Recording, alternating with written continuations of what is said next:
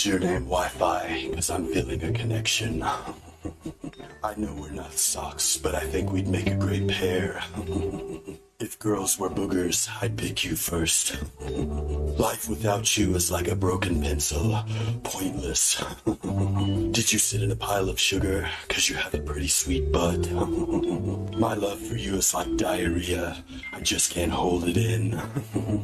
Are you a beaver, cause damn. Did you just fart, cause you blew me away? If you want your tax... Are you from Tennessee, cause you're the only 10 I see? Nice butt, what time does it open? Never want to hear you say I can't succeed. We're gonna take this and just cut it in half there. Now, I can suck. Do you drink soda? Cause you look so delicious. If I had a garden, I'd put your tulips and my tulips together. Are you a magician? Cause abracadam. Life without you is like a broken pencil. Pointless. Was your daddy a baker? Cause you've got the nicest set of buns I've ever seen. Do you drink soda? Cause you look so delicious. Hey girl, you like Pokemon? Cause every time I peek at you, I want to squirtle all over your Jigglypuffs. You're not gonna sack it. Go home and whack it. Stay safe. Play football, cause you've got a tight end. Why don't you make like the Patriots and deflate these balls? I'd love to get inside your penalty box. Do you prefer two-hand touch or full contact? I wish we were on the football field so I could see your backside in motion. Do you play football? Cause you've got a tight end. Like Pizza Hut? Cause I want to stuff your crust. Are you a pizza box? Cause I can't wait to get your top off. If I was your pizza delivery guy, I would be giving you the tip. You remind me of a pizza crust, cause I want to put my sauce on you. Why don't you come on in and I'll put my sausage next to your pepperonis. Do you like pizza? Are you free this Saturday? You into construction workers? Cause I'm an architect of love. B-A-N-A-N-A-S. Are you gonna holler back, girl? City boys got pickup lines. Country boys got pickup trucks. My milkshake brings all the girls to the yard. I like your udders. Are you... If I was a skateboard, we would be grinding all night. Do you work for Little Caesars? Because you're hot and I'm ready.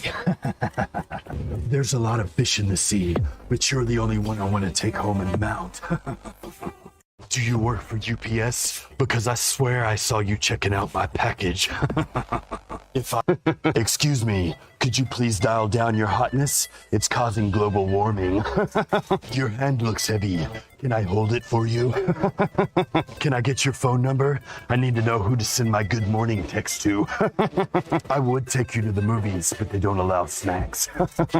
You want to know how I got these big muscles? Picking up beautiful women like you. You go relax and let me do the dishes for you. We're in this together. You are one of a kind. My friends think you're great. You don't need makeup to be beautiful, girl. You have the best laugh. Why don't you go relax and let me do the dishes? Mama's so stupid. When they said it was chilly outside, she grabbed a bowl. Your mama's so stupid. She put lipstick on her forehead to make up her mind.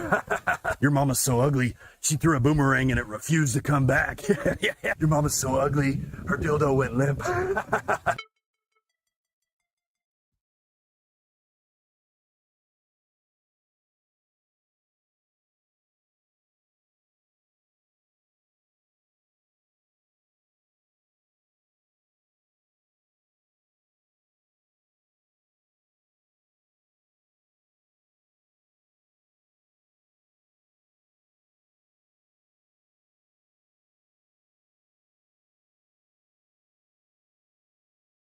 All right. So, welcome everyone. Welcome to my channel. If you're new to my channel, welcome. If you're a returning subscriber, welcome back. I want to wish everyone a happy Valentine's Day.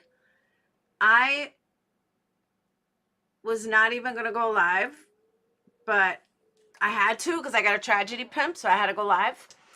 So, and I don't want to let you guys down for Banfield. I know a lot of people count on me to watch Banfield, so that's why. But I wanted to introduce you guys to my new boyfriend. Crystal, he's taken, he's mine. But I figured that was a good way to start out Valentine's Day. Bad Wolf, I know that was you. You don't have to hide it. Somebody gave me the clip and said, if you want to know who Bad Wolf is, this is him. So I said, all right. So I played it. I knew you'd show up if I played it. So everyone, that's Bad Wolf. Shh, don't tell anyone though. It's supposed to be a secret. But his secret's out. So there's that. Oh, hold on one second. I forgot to tell Phoenix bring home something. Hold on.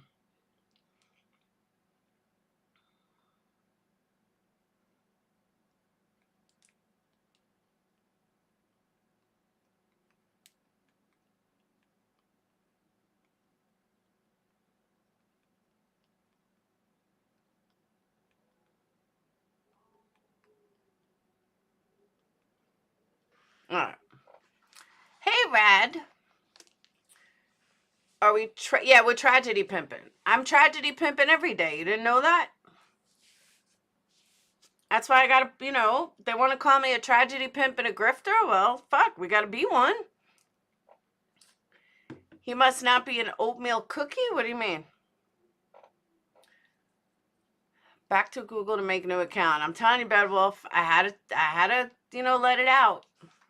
Guys, don't laugh. There are times I really thought, like, Bad Wolf was like that. I was like, can you picture Bad Wolf? This is like 2 years ago. I'm like, can you picture Bad Wolf? I bet he's like, looks like that. So, yeah. So, there's that. Banfield starts in a few minutes, but I want to tell you guys, do you guys remember the case? I know Molly covered it. The name is stuck in my mind oh, now I forgot. I want to say Shanae, but it's not. But it was a weird last name. Hang on one second.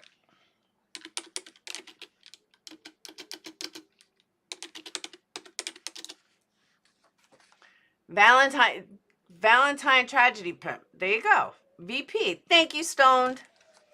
Stone breaks my pimping. She's my first hoe. Woo woo. Who wants to be my second hoe? Hold on, where'd it go? Here it is. Yeah, Shabusiness. That's it. I couldn't remember her name. I kind of knew it, but I couldn't remember.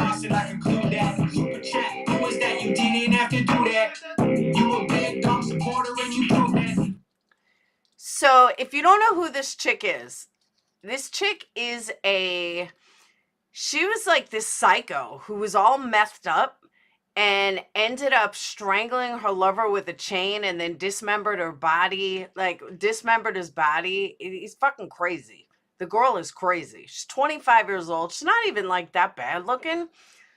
She ends up attacking her attorney in court, and it's all on video. Now, I have yet to find the video. I haven't seen the video yet. But yeah, it's all on court. She fought with the deputy using her arms and legs before backup court security arrived. She then calmed down, and after several minutes, the deputies escorted her out. And she's in Green Bay, Wisconsin. But can you imagine attacking your lawyer? So what she did, if you're really not familiar with the story, she left her ex-boyfriend or whatever's head in a bucket. His mom had to come down and find her. His mom walked down the basement steps to see her son's fucking head in a bucket. Could you imagine? Like, seriously, can you imagine seeing your kid's head in a bucket? I couldn't even imagine. Could not even imagine. Those are tragedy pimp emojis. Sweet.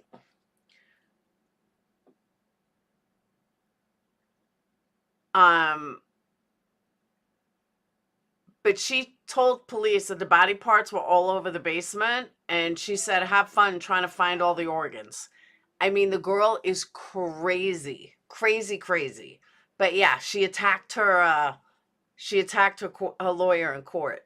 Oh, Ikmel played it? So the video's around. I haven't looked that much for it. That's insane, though. It was a crazy case. Yeah, it just happened in court today or yesterday. And then real quick,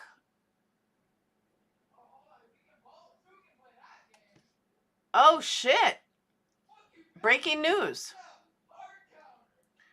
You know the guys that went off the cliff in the Tesla? The mom's not pressing charges. The wife's not pressing charges. She doesn't want the husband prosecuted. The judge in the case granted a no contact order, barring them from contact. And the witness in this matter does not want prosecution. Court is aware from domestic violence cases, it's often that the victims don't want prosecution. This is not a new fact, and based on that, we are still seeking the no contact order. That's crazy. Patel allegedly drove off. Children pulled out. Yeah, that's crazy. He has pleaded not guilty and was being held without bail. He returns to court on the 20th. He drove the car off the cliff. He's the one that drove the Tesla. 250 feet it fell. But you know what? It goes to show, forget the car for a second. It goes to show you that when it's not your time, it's not your time. Reason I say that is there's another story real quick that a woman had jumped off the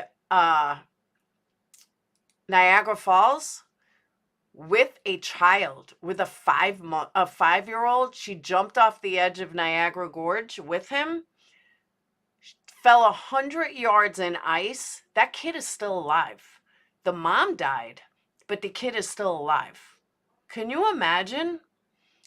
This kid, a 5-year-old fell. I mean, he's in critical condition, but this 5-year-old fell 100 feet in ice and survived. So it really just goes to show when it's your time. When it's not your time, it's not your time. And when it is your time, it is your time. Crazy, right? I know. I've been to Niagara Falls too. This is the drop. Hold on, I'll show you guys real quick.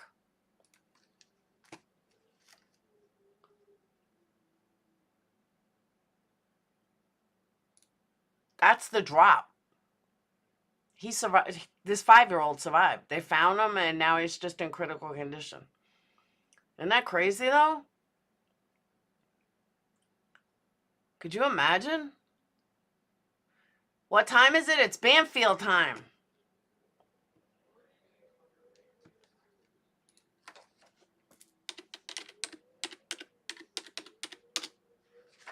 It's time for lunch. If you don't know what show that's from, you don't have children. Sorts What? in locations like that. Sorts in locations like that. All right, Dan Abrams is still on. Yeah, when it's not your time, it's not your time.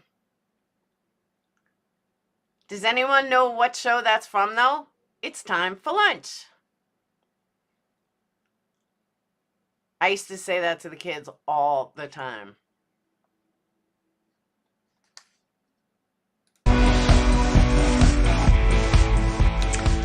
Hi, everyone, and welcome to the program tonight. It is Tuesday night. We do have a lot of exclusive information. That's right, Rat Story. Bubble Guppies.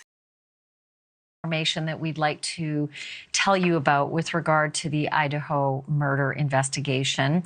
But before I do that, I want to show you something that is new probably to a lot of people who have been seeing that house at 1122 King Road for the last several months. Suddenly it looks very different tonight, and that's because a chain link fence has now been put up all around that home. all the way around the front. We're used to seeing the crime scene tape. We're used to seeing the things that people have dropped off in memorial to the 4 victims, the kids who died in the house. We are not used to seeing the chain link fence. My assumption is that is more than likely investigators. I'm not certain that would be the landlord that would put that fence up, but we're not clear at this time. We are bringing you this video from someone who had posted it on TikTok, but there you go. That's one of the newer images of the house at 1122 King Road. And we do have some reporting to tell you about what happened inside that home on the mornings that the murders were actually discovered. That was November 13th, 4 months ago. This information comes to us from multiple sources who are close to the investigation. We have known up until now what happened after the police arrived. We've known a lot of things, not everything, but the probable cause affidavit, some of the police reporting, and the news conferences, that's given us a small picture. But what we haven't known is what happened prior to the first responders arriving on the scene, and tonight I can tell you.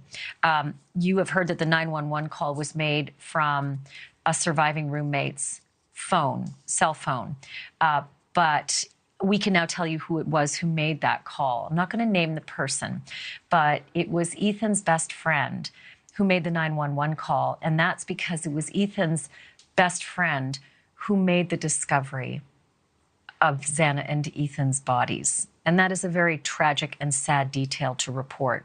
Up until now, it had been an assumption that there was maybe an unconscious person because it was a guess that there was someone behind the door who wasn't answering a bedroom door.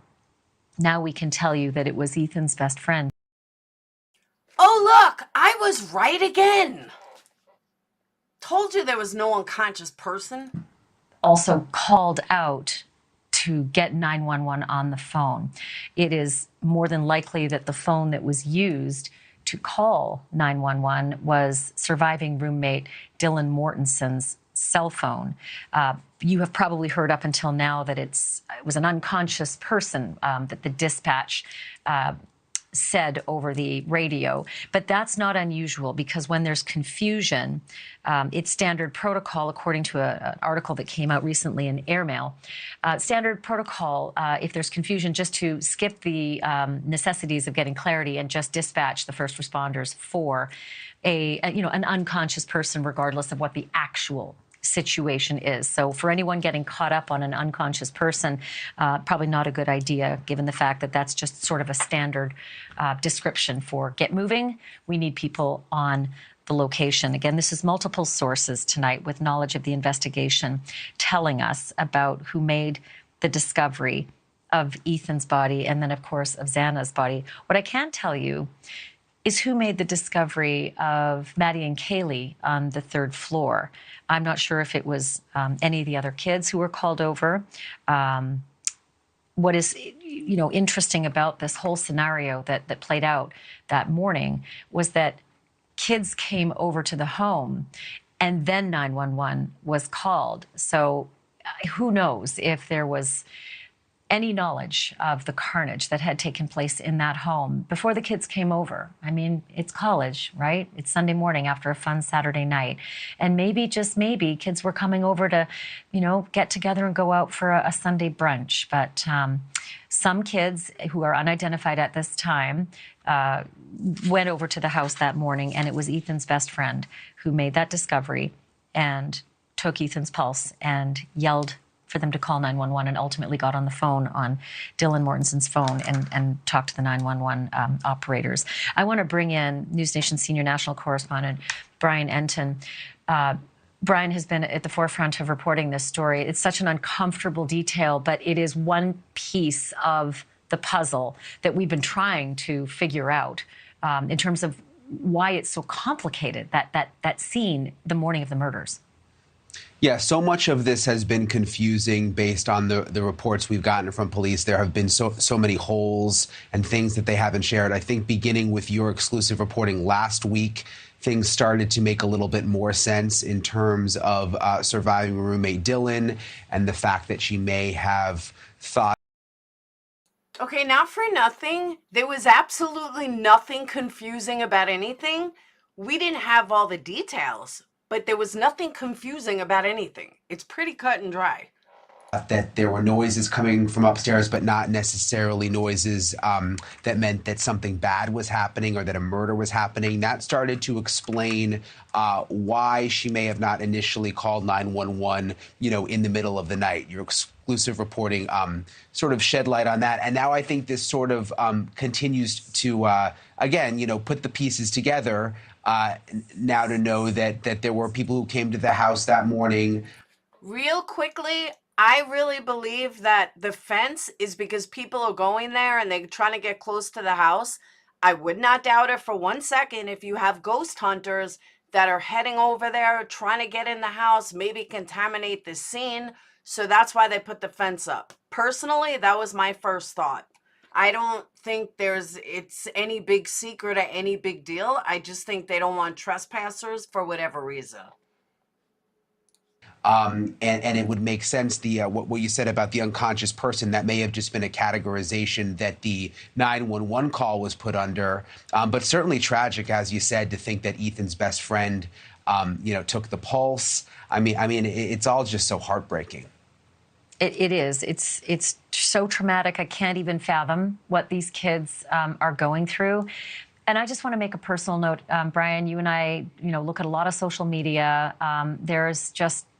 There's such a cacophony of commentary, and some of it is so cruel to these victims, these kids who made the discoveries, the kids who were there, the surviving roommates, and I do want to clarify that there has been some misinformation about. Now, Amanda, I don't believe, I can't say 100%, but I don't believe it has anything to do with that. It's way too early for that. But I really believe it definitely has to do with the fact that people are going there and they shouldn't be. And they're getting, people to come there and try to go in the house maybe. So that's why I think they put up a fence, and it's not out of the norm. I've seen that happen before. What we reported exclusively last week, and that was that Dylan Mortensen had looked out, awakened at 4 a.m. by noise in the house, thinking her roommates were just horsing around. Some people have suggested there's some massive party going on. Not the case.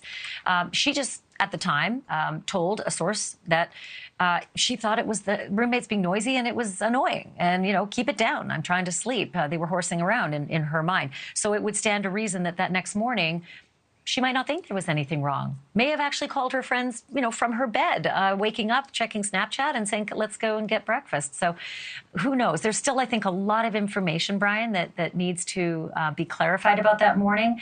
That's because you're an idiot, Banfield. But the other thing I want to say real quick is the friend coming over.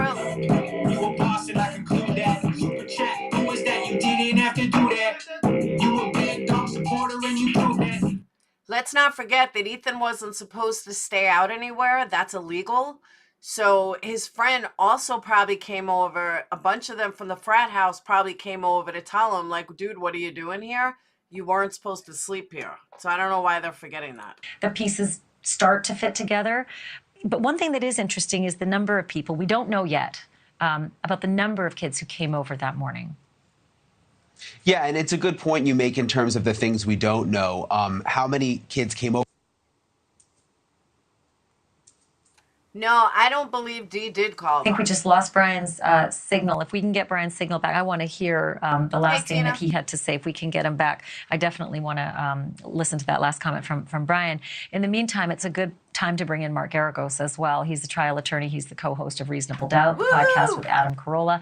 I'll put you up on the screen if I can, Garagos, but also I think if I have Brian Enton back as well, I'll pop him up too, because he was just in the middle of finishing his comment. Do we have Brian Enton back? I'm just checking with our control room. We do. Okay, pop Brian Enton up on the screen if we can as well. Brian, you cut out. You froze kind of right at the beginning of what you're saying. So can you finish what you're saying? Yeah, I was just saying there are still some holes, obviously, that we don't know how many kids went over to the house, why they went over. Was it a call that brought them over? Why Ethan's best friend was using Dylan's cell phone to make the call? And then I just wanted to elaborate on something you said. I mean, there are mean comments out there. I think people who are following this case very, very closely, most of them have good intentions, but there are some who have just been so judgmental of some of these survivors. And, forget that these are humans and people who are still alive and absorbing all of this and still very much processing everything, that they've been through. This will stay with them for the rest of their lives. These are young people just starting out, to embark on their lives. And this is just such a horror that they were so close to. And I am just very saddened by the tenor of some of the commentary online. I'm just going to put out a plea, if I can, for those who are in chat groups and Facebook groups, go easy. This is serious stuff. So, Brian, thank you, and I appreciate getting you back to finish that comment.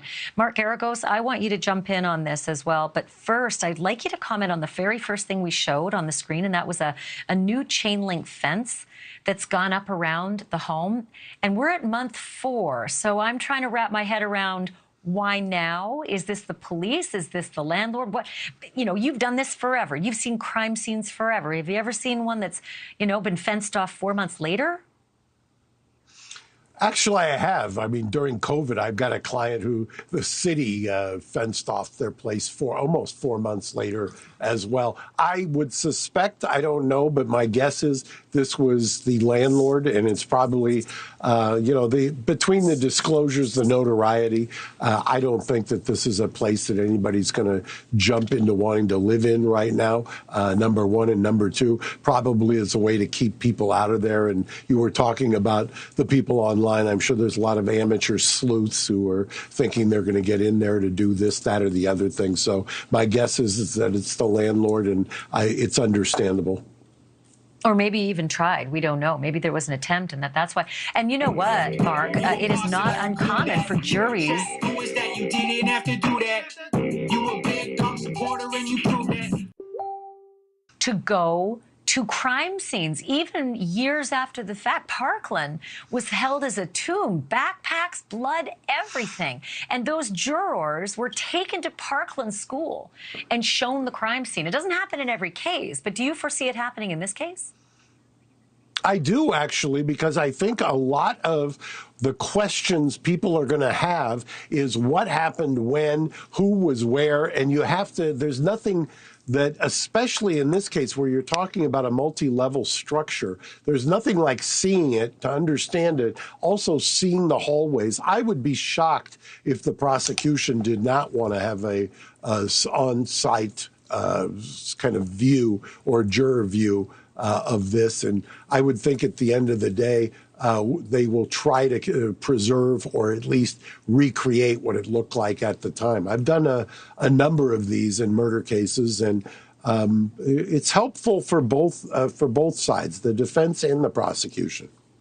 Yeah, so again, the new detail tonight, there's a new chain link fence that's gone up all the way around the crime scene at 1122 King Road in Moscow, Idaho, where those quadruple murders took place 4 months ago.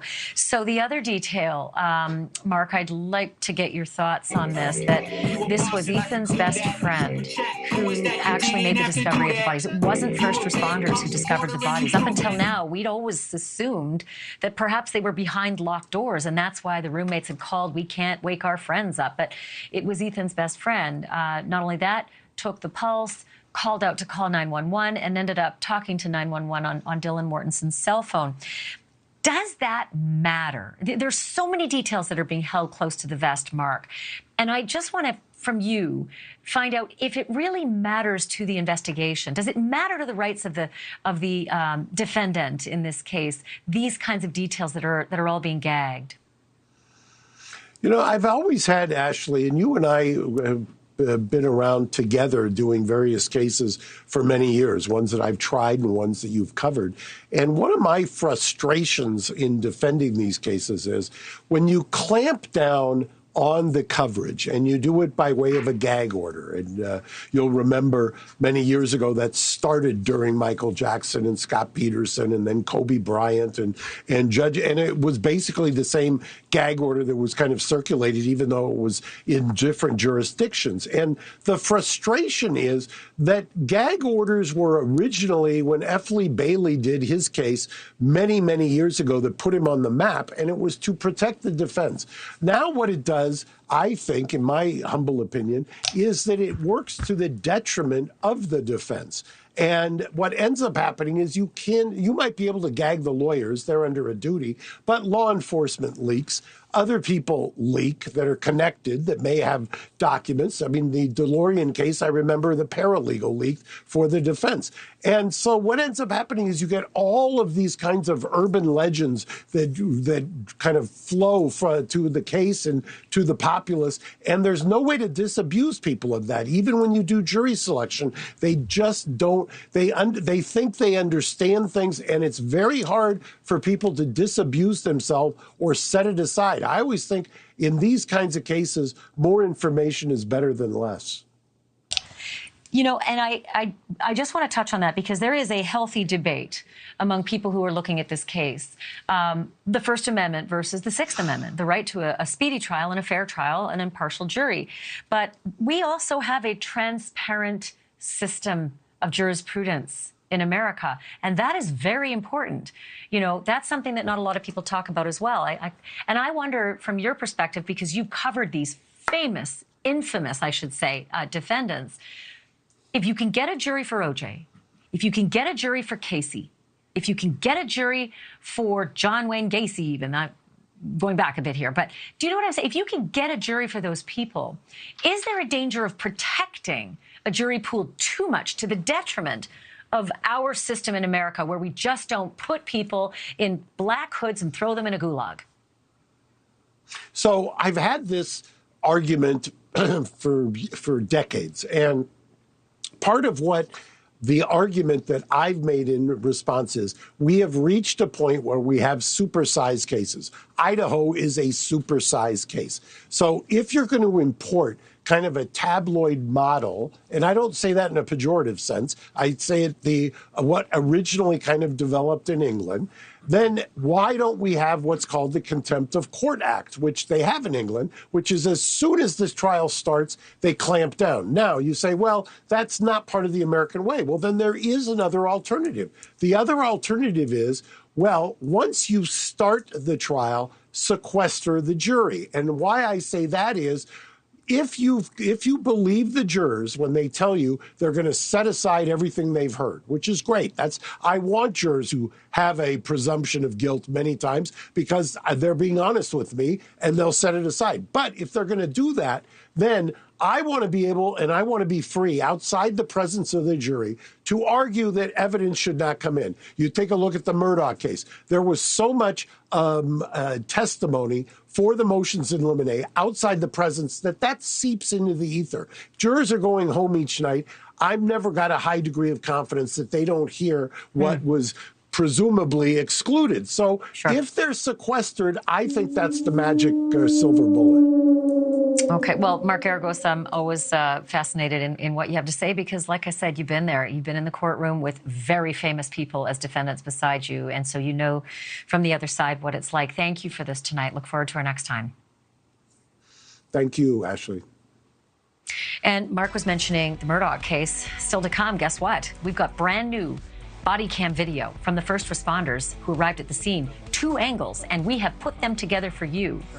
Multiple sides of this immediate response, everything that was said, and what Murdoch said to the police when he found his wife and son shot execution style. You're going to see everything the police saw. You're going to hear everything the police heard next. All right. So let me say a couple things first, so I don't forget, because now I forgot. Oh my God, now I totally forgot. Hey, Robbie. I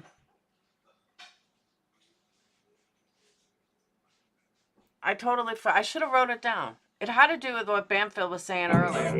You a boss and I conclude that. Super chat. Who was that? You didn't have to do that. You a big dog supporter and you prove that. Oh, as far as the phone call goes. So they're like freaking out about, you know, the friend that made the phone call. I don't see why it's such a big deal. Like, why is she making it out like there's more to it? Okay, Ethan never came back to the fraternity. The fraternity has rules that he's not allowed to stay out. So when they all woke up and realized he wasn't there, they went over to the first place that they would logically think he was, and that's his girlfriend's house. I don't think this is a big conspiracy. When the friends got there, they realized they were dead. It freaked out, called 911. Like, to me, that is a natural flow of how that would have and should have gone down. So I don't see a conspiracy. I don't see that it's that big of a deal. I'm glad that we know, I'm glad that we finally know what happened and who actually called, but I don't think it's anything that she's making it out to be. Speaking of that, I don't care what anyone says, something sketchy with Dylan. That she never even called. She didn't call 911. She didn't call the friends. I'm sorry, something is not right. I don't know what, but something is not right. And I'm not blaming her. I'm not saying she's involved. I'm just saying something isn't right. You want to, call the elephant in the room, well, that's it. Something ain't right. The other thing I want to say about that is, now I forgot again. My brain is fried. Yeah,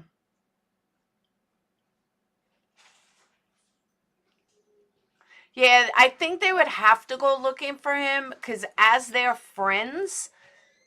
Now, if a fraternity. Now, all right, let me also explain that. A lot of people may not know this.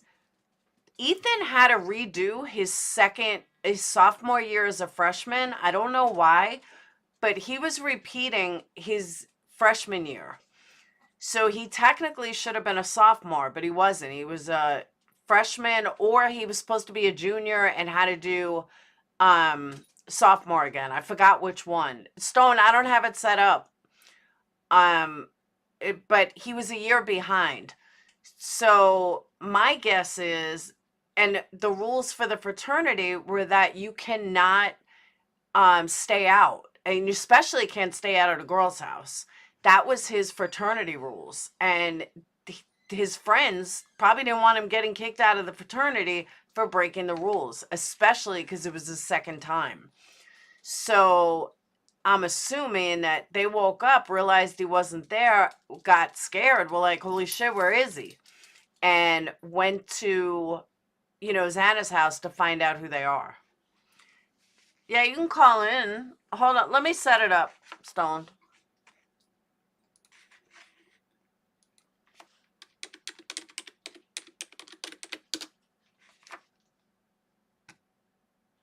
Murder trial. I'm going to play it for you, but I need to give you some heads up on a few things. First of all, some things you will see and some things you're not going to see.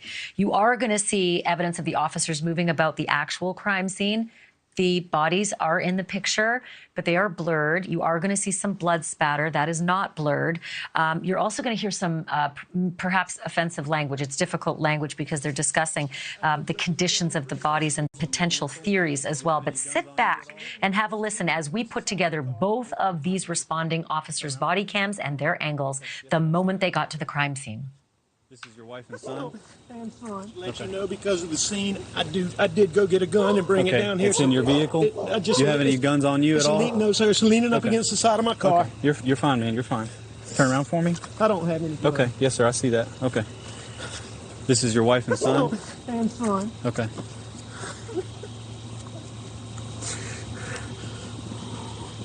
It's bad. It's bad. Check the pulses. Yes, sir. This is the firearm you brought from inside the house? Yes, sir. Yes, sir. I went and got. This is a long story. My son was in a boat wreck a few months back. He's been getting threats. Most of it's been benign stuff we didn't take serious. Okay. You know, he's been getting like punched. I know that's somebody. I know that's what it is. Okay.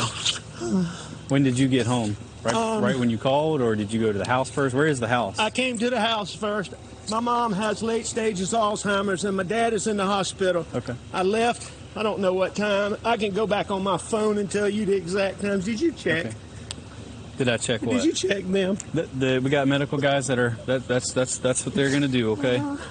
What are they doing? Can they hurry? They are. Yes, sir. That gentleman that was out here already, he's one of the battalion chiefs. Okay.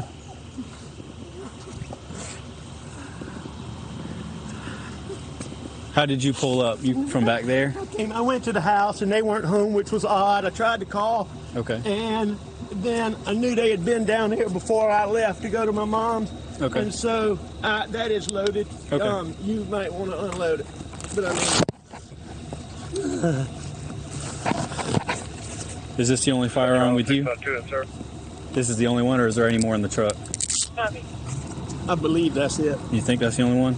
Okay. I'm 99%. Do you normally certain that's have right. any other firearms in your vehicle? I don't, but Okay. occasionally there's a pistol in there. Okay.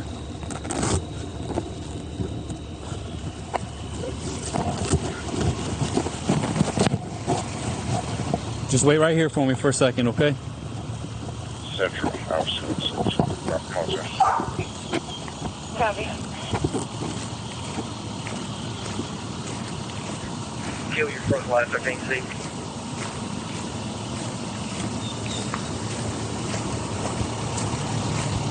Six 5-3 outside.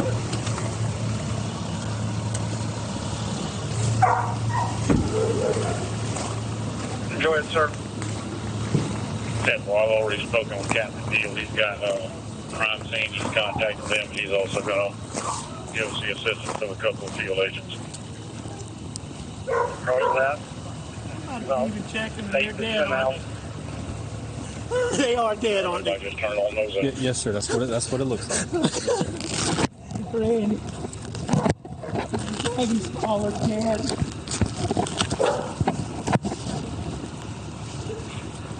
Where are you now?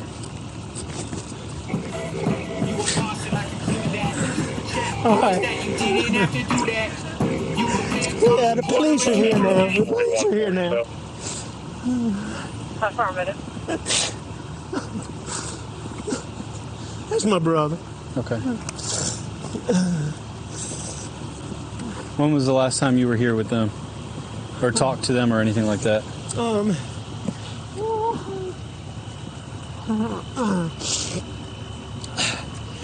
It was earlier tonight. I don't know the exact time, but Okay. I left. I was probably gone an hour and a half from my mom's, and I saw them about 45 minutes before that. Okay. I rode around with Paul for 2 hours this afternoon in the pickup truck. That's your son, Paul? Okay. Somebody going to check him? Yes, sir. They've already checked them. They did check him? Yes, sir. It's official that they're dead? Yes, sir. That's what it looks like. I'm sorry. No. You're fine. I'm very sorry.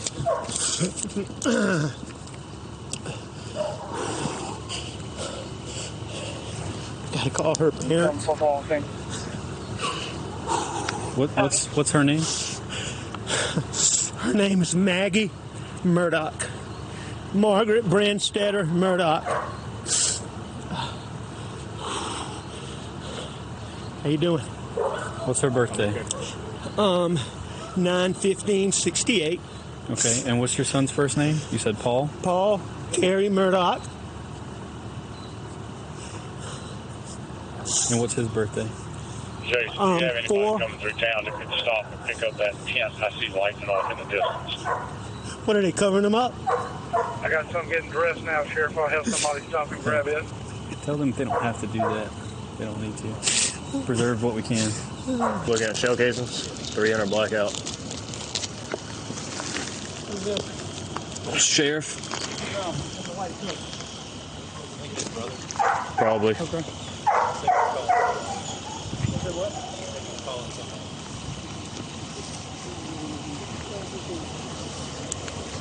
couple of shell casings out there. Yeah, those will be easy to find. I was just marking a couple that were in the gravel that might be harder to see at some point.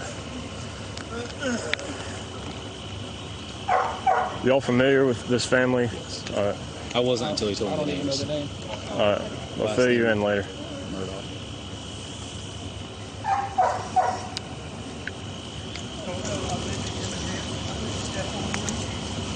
I don't think there's going to be anything for me and Eva to do here. What was that? Because that's a... You said for Evo to do? Yeah, for me and Eva. Please watch your door. Hey, watch the step. Jesus Christ. Huh? You got Mark? No.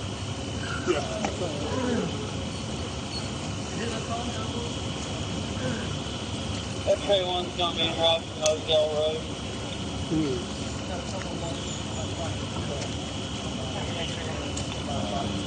The gentleman in the white shirt is the husband of her. That is Paul Murdoch. That's his mother.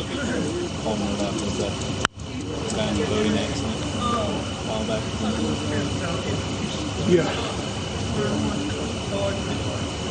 Can I see a couple more pieces? I found some more over there. Back where? Over there? Yeah, I'm trying to figure out why there's 300 blackout. Trying to figure out why there's so many shell casings, but only one gunshot went to the back of each head. Okay. Not my job to figure that out. I'm just curious.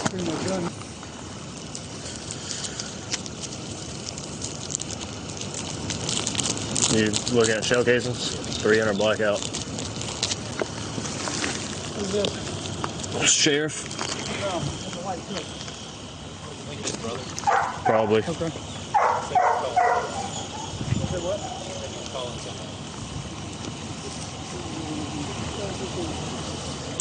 There's a couple of shell casings out there. Yeah, those will be easy to find. I was just marking a couple that were in the gravel that might be harder to see at some point.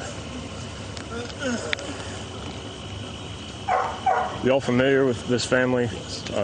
I wasn't until he told me the names. I'll fill you in later. Murdoch.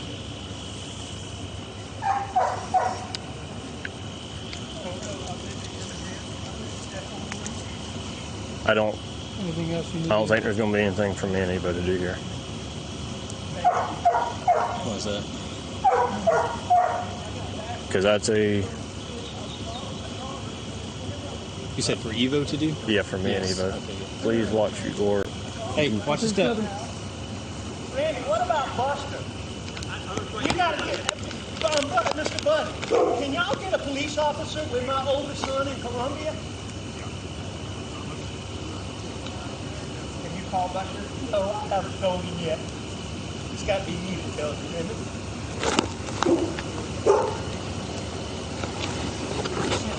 It's gotta be. I marked the ones that were in the gravel, but there's several more.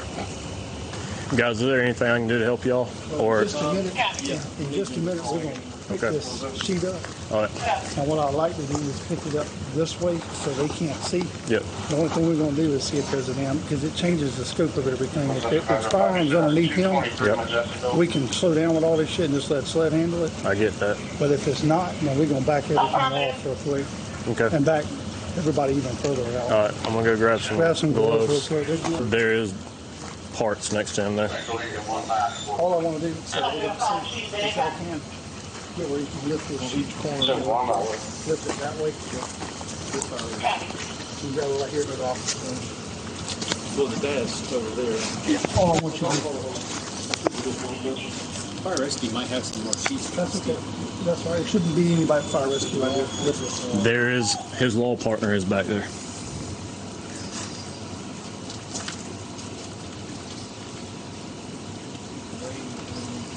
Hang your lean on the bin.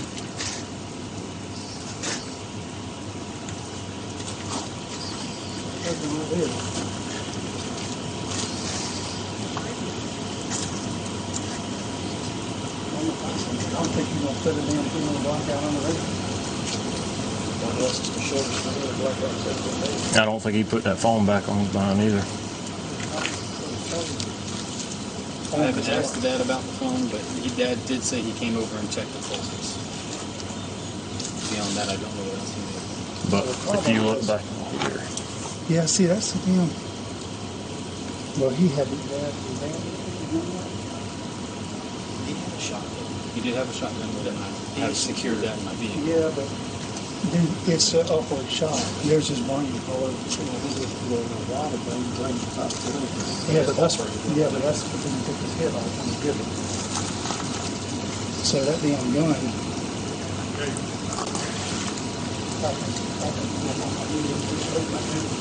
You let that out.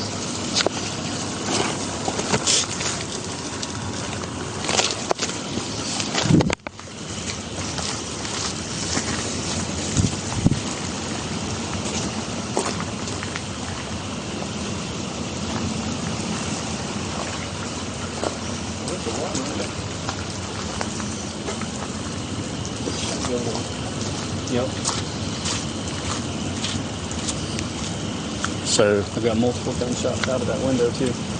do we see a shell? At least 3. A shell somewhere. Yeah, I'm even slightly more confused now if that is a suicide. How many pellets are normally in a buckshot? 10, 12. The reason I ask is just because the holes that are in that window very large. Yeah, there's glass. Some of them larger, some of them smaller. It'd be hard to. You'd need it in wood or something solid. There's a whole bunch of trees back there, so they might be able to find something in a tree. I don't know. What are they thinking now? I have no clue, but here's what I'm He had a shot. But but basically not his actual brain, but his brain matter is on the ceiling in there. So he was shot at an upward angle. There's a shotgun wad laying on the floor. That would point to suicide. That doesn't explain her or all the 300 blackout casings. Think he got here, took the shotgun? That's what I'm thinking.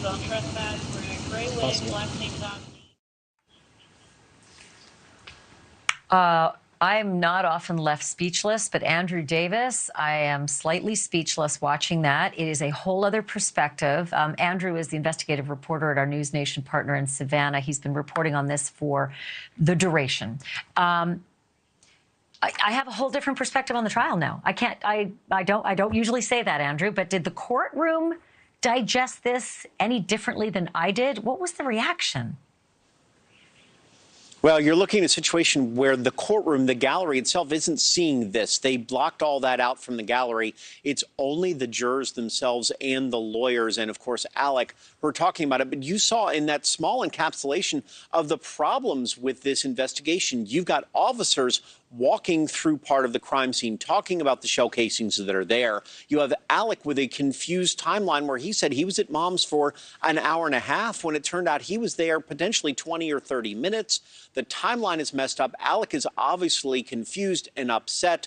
The officers are trying to find out what they do. This is long before SLED, who's the South Carolina Law Enforcement Division, who are the main investigators in this, even came on the scene. So you could see the confusion from the officers currently there. Alec, who didn't seem exactly to know what's going on because of obviously the potential trauma there. And you're looking at a courtroom who's trying to understand all of this along with blood evidence and steps and cell phones and triangulation and all these things. Sure. I don't think I'd want to be a juror in this case because it's a difficult process. Right. And you know what, Andrew? We need to remind our viewers right now that what we just witnessed is very sanitized. They saw it all. This is a horrible, horrible part of being a juror. You're exposed to such graphic, real, awful evidence. And they saw all of that. Andrew, this is your reporting, and it's good. It's likely Alex Murdoch is going to take the stand. Yeah, the source that we have close to the investigation, close to the defense right now, is saying that they believe Alec will take the stand in this case, that they believe he wants the chance to speak for himself. Obviously, this could... You a boss and I conclude that. Super chat. Who was that? You didn't have to do that. You a big dog supporter and you prove that. Thank you, love. Just for the record, most narcissists will take the stand because they believe they can beat it. So whenever you see something like this, you'll always see them take the stand. That's how you know they're a true narcissist. They'll take the stand. And that's fact. May have to take the stand just to get some of these things out, but it's a dangerous proposition. You've got a man who knows how to play with juries, how to work with minds, because he's did it for years with his own clients. What is their reaction going to be? But then what are prosecutors going to do to try to knock this down and see if they can get the jurors on their side? I'm really interested to see what may happen. He's going to have to explain why he was more concerned with saying, "How you doing?" to an officer than his dead wife and son. And you're right, those timelines are an absolute mess. Andrew Davis, great reporting. Thank you for that. We're going to have you back as soon as those other things happen in the courtroom. Thank you for that. And still ahead. Tonight, one of the biggest unsolved murders of the 20th century, the murder of John Benet Ramsey. But there is now word that police had some powerful... Banfield, girl, I reported this a week ago. Where have you been, homie? You and I need to hook up, Banfield, because you're like way behind. I literally reported this 2 weeks ago, not even a week ago, 2 weeks ago. And you're first coming out with it now? Come on, Banfield. His attorney said he's not, well, because that would be kind of suicide, because you never know what what the jury's going to believe. But as a narcissist that he is, I really think that he believes that he can sway a jury with his pizzazz. So it wouldn't surprise me if he tried. It really wouldn't. Stone, I set up StreamYards. Hold on.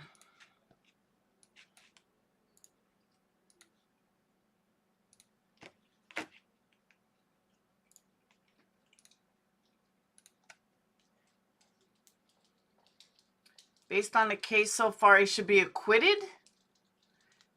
All right, let me say this, Emmy. You'll be Banfield's anonymous source, right? She needs one. She's like way behind. I could definitely talk if my husband was killed. All right. If my husband was killed, I could probably talk.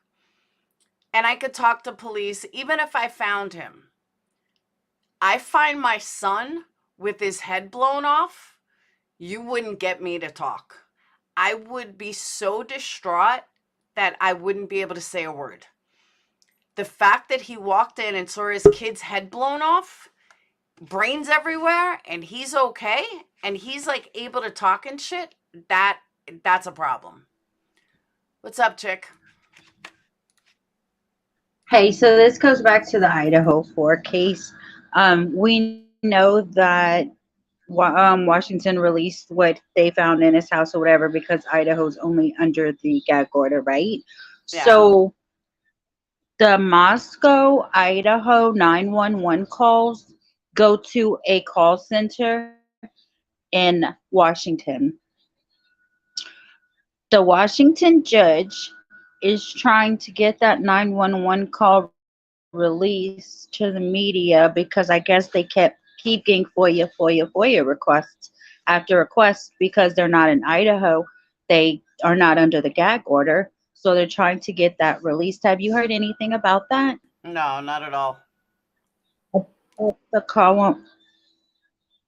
I saw they showed the map that had like the areas and the Okay, hold on. It's just right over the border. Let's stop right there. What other channel did you see this on? There's a reason I'm asking. I'll tell you in private chat. No, tell me that because there's a reason I'm asking. Because 99% of 99% of these other channels have false information. That's why I'm asking. And that is proven with all of the stuff and all of their inside sources that have all proven to be complete bullshit. So that's why I'm asking, was it one of these channels that talks about these, inside sources or that they knew this, that, and that? Because... No, there's no inside source. It's all research and maps and they show, it's actually, you have people in here that watch her. It's Lost Souls of True Crime. And she's really good at doing her research and stuff. And I heard this a while back, but I forgot to ask you about it. You had gotten sick. And I wanted to know if you or anyone in your chat had heard anything about that. If not, I'll ask her about her email about it and get more information to get to you so that you can see for yourself. See, but apparently, because they're so close. Here's my question though: why would it go to Washington when the police department is right there? Because the 911 call center, they answer calls in a certain radius, and because it's so close to the border, I guess it's in that radius on the map of the calls that go into that one call center. Okay, but she showed. I'm gonna have to go back. I'll do that tonight. I'll go back and look and get I'll screenshot all the stuff that she showed and send it to you. But, it makes it. Go ahead. But gag orders have to do with a case. It has nothing to do with the area. A gag order. The 911 call has to do with the case. That's what I'm saying. A gag order. If there's a gag order on a case, it has nothing to do with an area. So it doesn't matter. They're still. If the 911 call is part of the case, then it's still connected. Doesn't matter where. If it came to New York, it doesn't matter. It's still part of the case. Well, then why was what was found in his house said, and it was in Washington? I thought that because it was in a different state that they were able to release what was taken out of his house. No. But apparently no. No, they didn't release what was taken out of his house. That's just part of the order. That has nothing to do with what they were talking about. Like, that has nothing to do with the gag order. That was already in the paperwork. You know what? I don't know if I'm explaining this right, but no, it is. You are. That was just in the affidavit, correct? Yes. Yeah, okay, now I understand. I don't know why I said that, my bad. And I'm not even sure that they told us everything. I think they just put what was on the order to begin with, because that was done prior to them finding anything. Like the things they were looking for or whatever. Well, then again, I'm wrong, because they did take stuff out. They did put on there what they took out, but I don't think they told us everything on that either.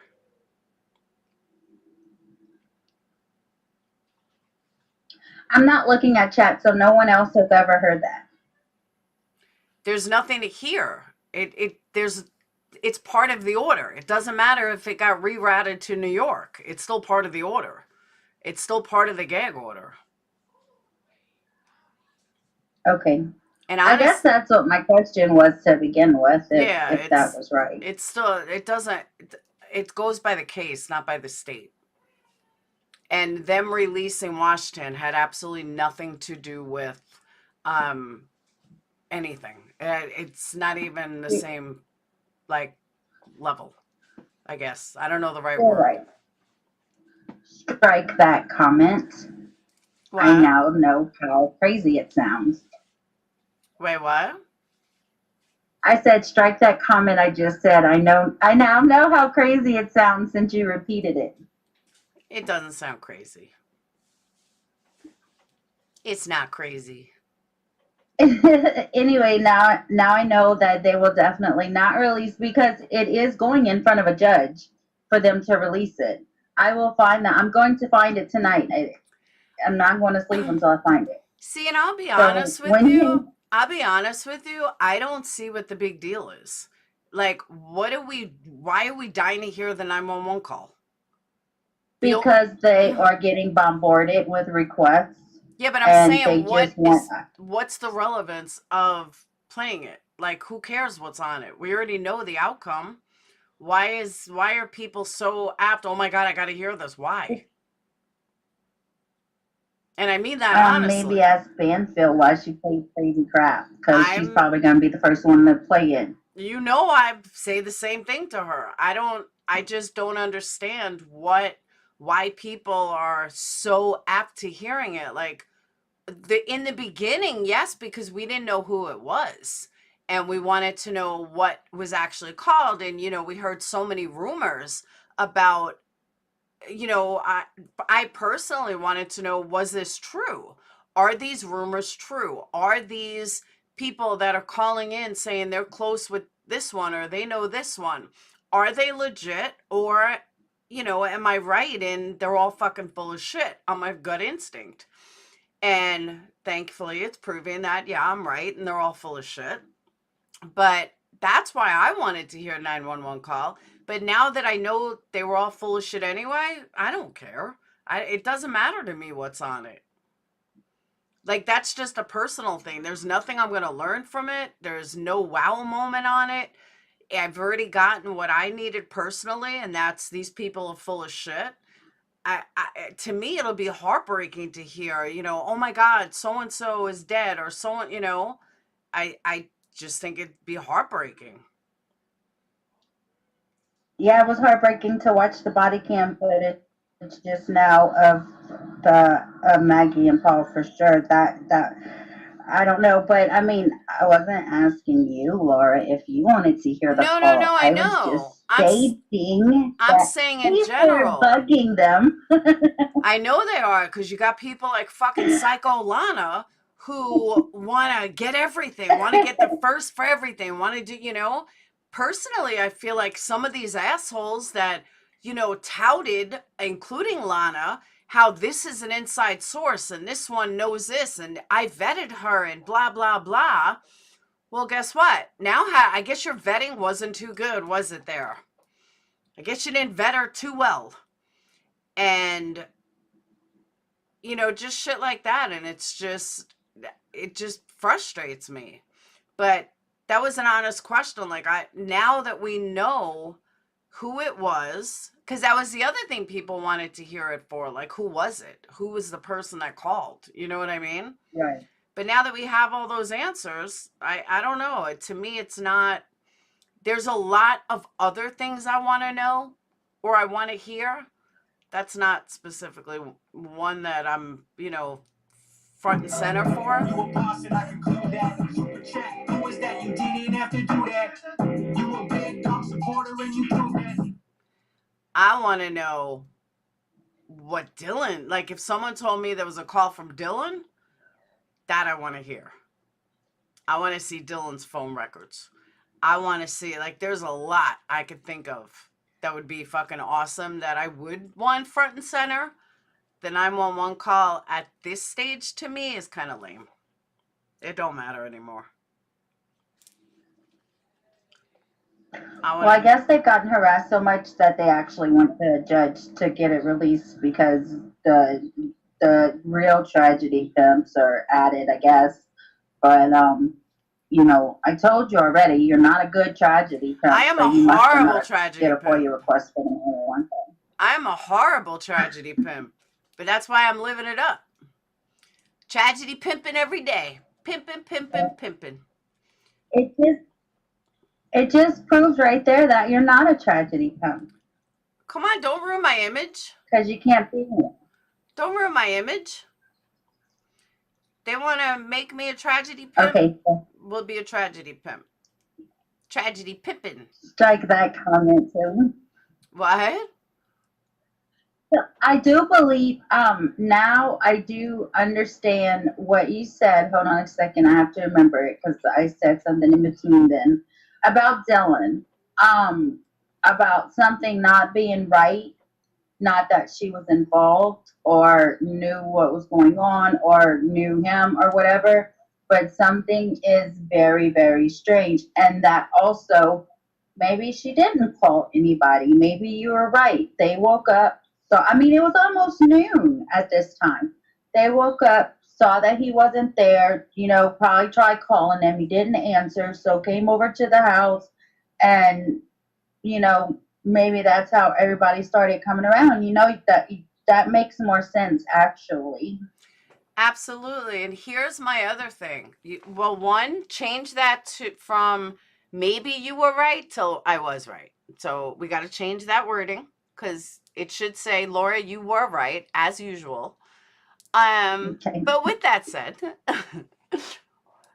one thing that I want to clarify, like really clarify, when I say something is off, I don't mean that she's involved or taking away from her trauma or anything like that. It could be that she was on drugs. It could be that she had dope in the house and that's why she didn't call 911. Maybe she thought her boyfriend did it. Like, there's many, many reasons why she did not call, or it could be that why she didn't call. So when I say something's off, it could very well be that she had drugs in the house and was freaking out, or her boyfriend, she thought someone she knew did it. And so something is off could be numerous things. Doesn't necessarily mean that she's involved in the murder or she knew Brian or she was banging Brian or anything like that. But something is definitely off that caused her to do what she did and caused her to act the way she did. So something is off with her. I just don't know what it is. So I just... Okay, you just said, I'm sorry. You just said, or maybe she thought a boyfriend did it or something like that. Yeah, I'm saying that maybe what do you mean by that? Like, all right, if maybe she was high, but maybe she thought that someone she knew actually did it at first. Maybe she thought, she wasn't sure what she saw. You know, just something isn't right. Like I said, I don't know exactly what, but something isn't right. Something is off with her. Whether it be that she was high, she was hiding drugs. Rumor has it her boyfriend was a drug dealer. So it wouldn't surprise me if something like that played a role. Do I think that she was banging Brian like I've heard? No. Do I think that she was involved in the murders? No. But do I think something is still definitely off, and that guy didn't help the other day, this idiot that called in, that didn't help either? But just something isn't right. I just don't know what, though. And I'm not going to even try to guess as to what it could be, because it could be a million things, but just something isn't right. You know what I'm saying? So am I correct in understanding that you said that there's a possibility she did see the bodies way before calling 911 and just didn't know, like... I never said that. Huh? I never said that. Okay, then misunderstood. Now, I don't believe, on a personal note, I don't believe that she saw the bodies. I don't. I don't see how you could have seen a scene like that and not only not called Bethany, but wouldn't have been traumatized. If she was so scared, she wouldn't have walked out of her room. You know what I mean? Did I lose you? Could she have really... can you hear me? Yeah, I can hear. Mom. Hold on, what? Okay. What time are you going to be up? Why? Because I want you, just in case you're up early, make sure. I'm not going to be up early. Okay. All right, well. All right, go on. I forgot. Do you remember what you said right before? What time are you waking up? About that I don't think... I don't remember what I was going to say. I think she may have seen blood. I don't think she saw the whole bodies.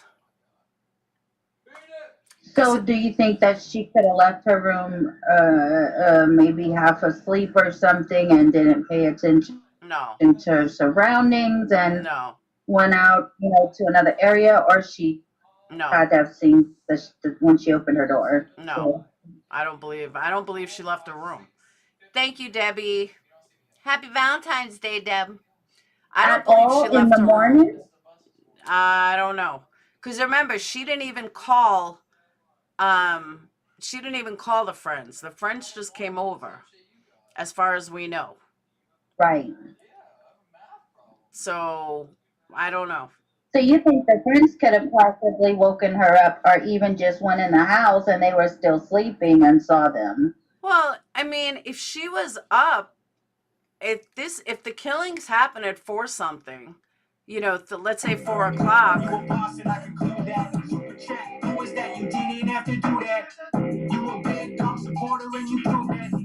If she saw at 4 o'clock she went to bed and she was allegedly frozen, that means she didn't go to bed till 5.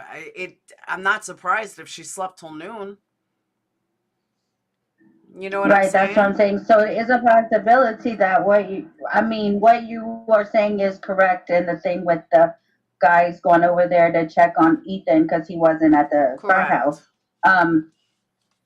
And so possibly Bethany and Dylan could have still been sleeping when the guys got there to check on Ethan. Absolutely. And they got woken up by that. Absolutely. Because it's absolutely 100% unequivocally possible and most probable that when Ethan didn't come home that night, they wanted to find out where Ethan was. They went to the most likely place. They didn't want to see Ethan get in trouble. They didn't want to see Ethan get kicked out of a fraternity. So they went over to be like, dude, what are you doing? You know, you're not supposed to stay out or some shit like that. And hey, Nan, and then boom, they found him. Because they were probably trying to call him, like, dude, where are you? Why aren't you answering? You're going to get in trouble.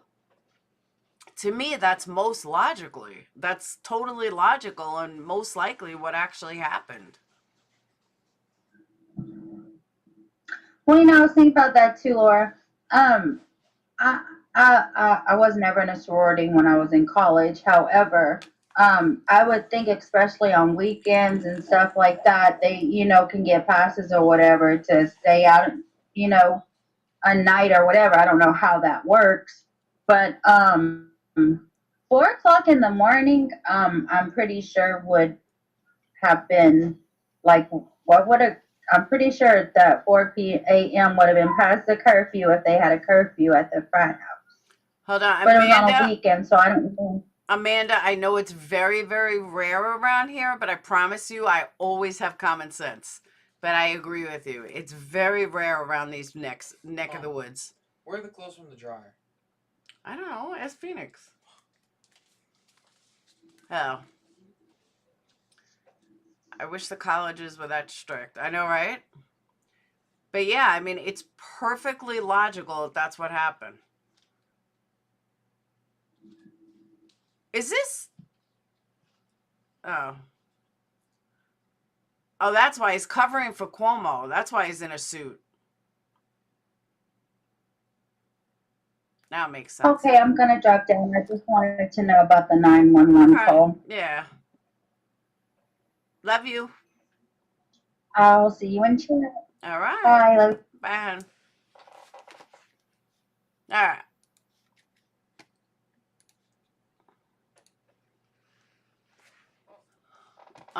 Let's check this, but I'm probably gonna get off because I really do have stuff to do. People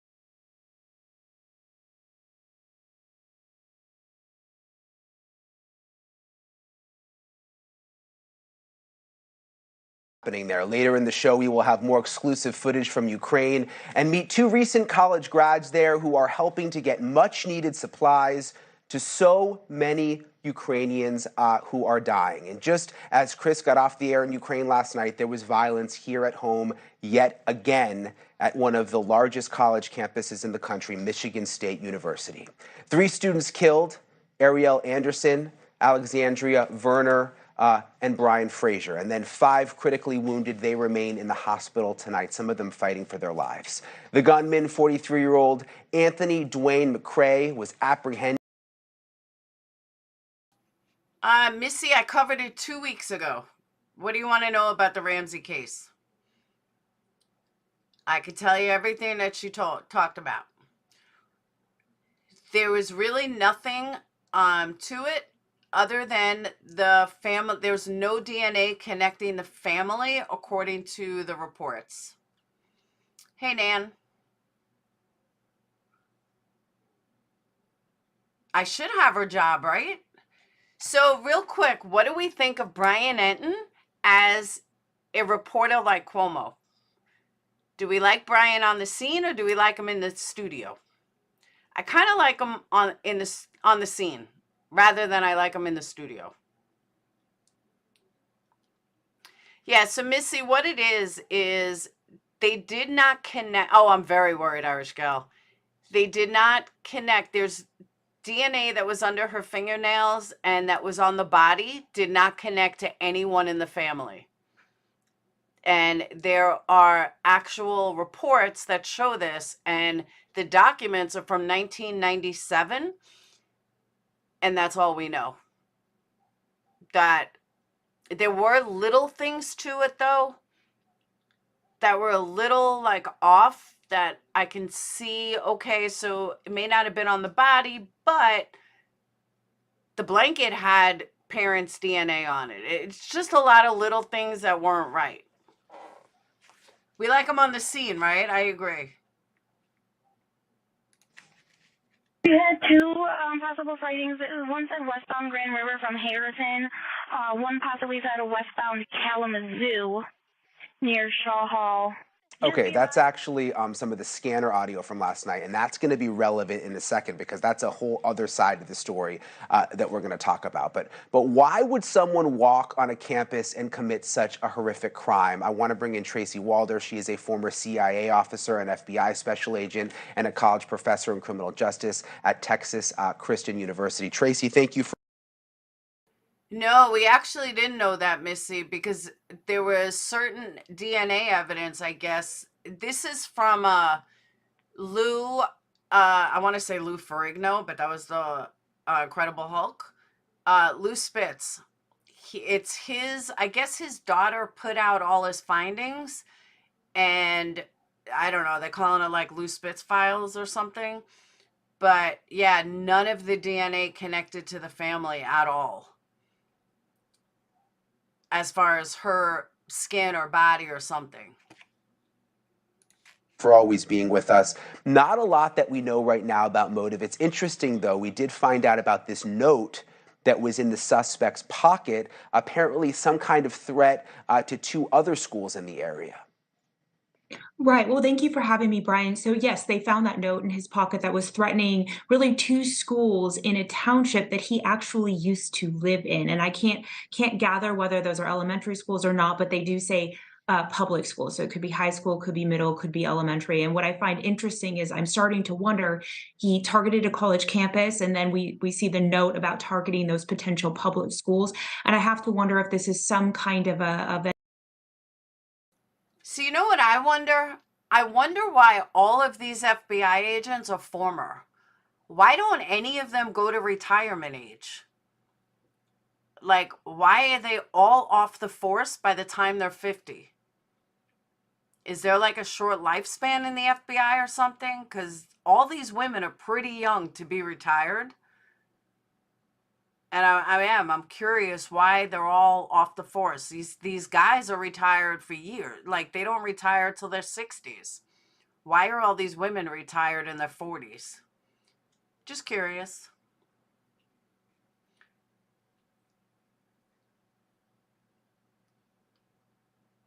So, one of my questions.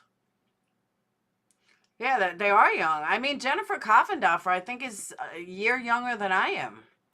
Or maybe a year older. I know she's right around my age, though. I think someone said she was 51 or 53. That's what I'm wondering. Is it because of children?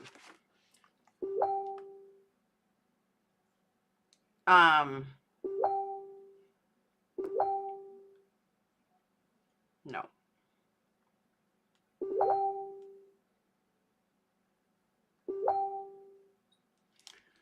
So, no, I don't think it's children, Johnny. I think there's something else to it.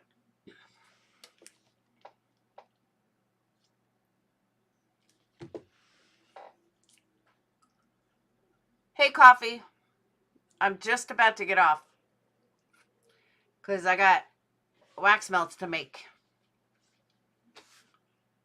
I don't know what roles they were, but I know Tyler's friends with Jennifer. I'm going to have him ask her. I'm going to find out why so many, including herself, are off so early. So, but I'm going to get off. I got to make these wax melts. I hope everybody has a wonderful, oh, it said 57. Yeah, but even 57 is still young. I mean, okay, so she's a couple of years older, but they retire at 57?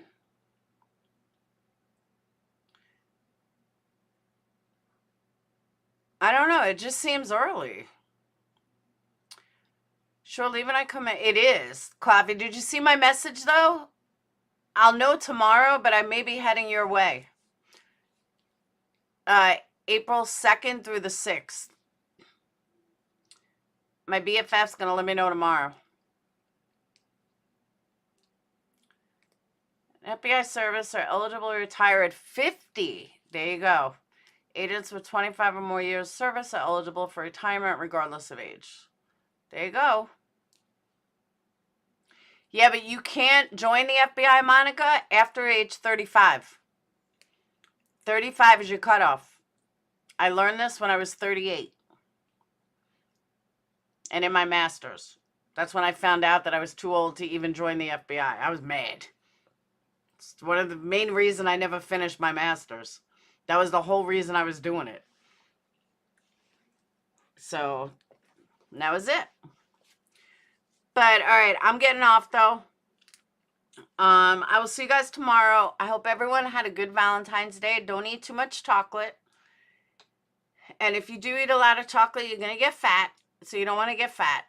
So I will see you all later. Have a wonderful, wonderful, wonderful night. If you have a honey, then do some hubba hubba. If you don't have a honey, you can make some wax melts like I am. And I will talk to you guys later. Have a wonderful day.